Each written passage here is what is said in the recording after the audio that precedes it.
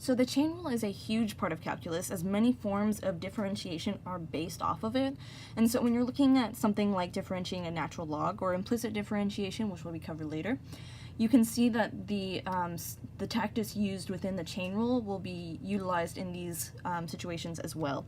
So the premise is, given a function that is equal to a function to a certain degree, which in this case is u, the derivative of that function will be u times the original function to u minus 1 times the derivative of that function. And so it's a little bit confusing when it's written like this, so we'll go through examples later on. And once again, with most of calculus, the hard part is always the algebra and not the calculus. So make sure that you keep your signs in check and don't forget the simple things. So these are some pretty basic examples. We can go ahead and start working on this one, and we'll have f prime of x, and in this case the 2 will be the u as we see in this form, and x plus 2 will be the g of x.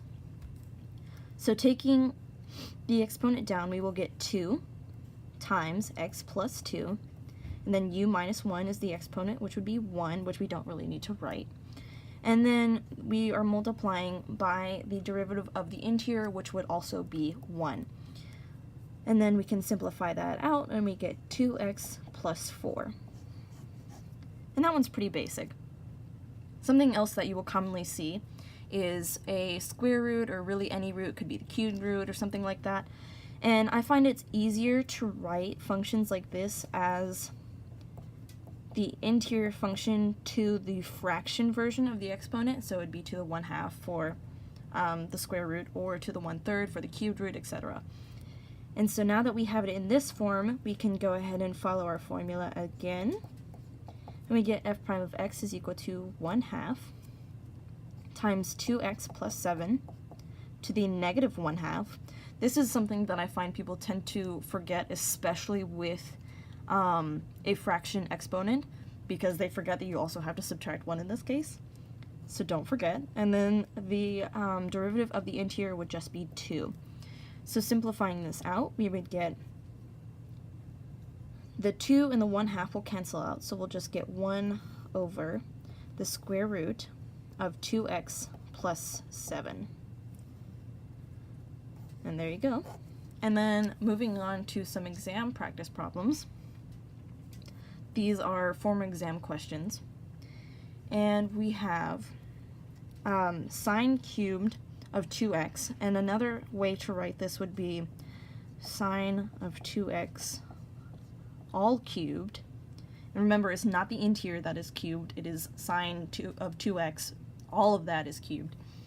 And so now we can do f prime of x is equal to 3 times sine of 2x, all of that is squared, and then the derivative of sine is going to be, here I'll write it right here, d dx of sine, where the interior is u, is cosine of u times u prime, which is the derivative of u.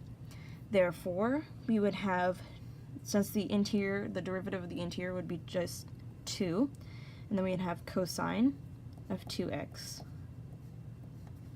And then you can simplify that out, so we would get 3 times 2 is 6. We would have sine squared of 2x times cosine of 2x. And you can simplify that further, but for now this is fine. Go ahead and square that. And then moving on to number 2. This involves both the quotient rule and the chain rule. So as it gets more and more complicated, the chain rule can be used multiple times within the same problem, and that's where it might get a little bit more confusing in terms of calculus. But once again, I still think that the algebra is going to be the difficult part. So let's go ahead and tackle this one. So following the quotient rule, we're going to take the derivative of the top first, which would just be 2, multiply that by the bottom, which is 2 plus 1 squared, subtract that by the derivative of the bottom, which is 2 times 2t plus 1 times 2, then multiply all of this by the top, so 2t minus 1, and all of that is over 2t plus 1 to the 4th, because it was already squared.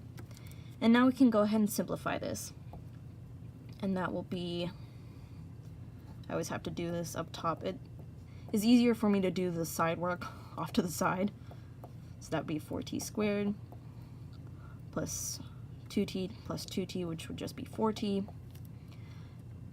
plus 1. And then all of that is multiplied by 2, so it would be 8t squared plus 8t plus 2 minus, this is going to be very fun. I'm going to put brackets around it, and we'll do 4t plus 2 times 4t minus 2.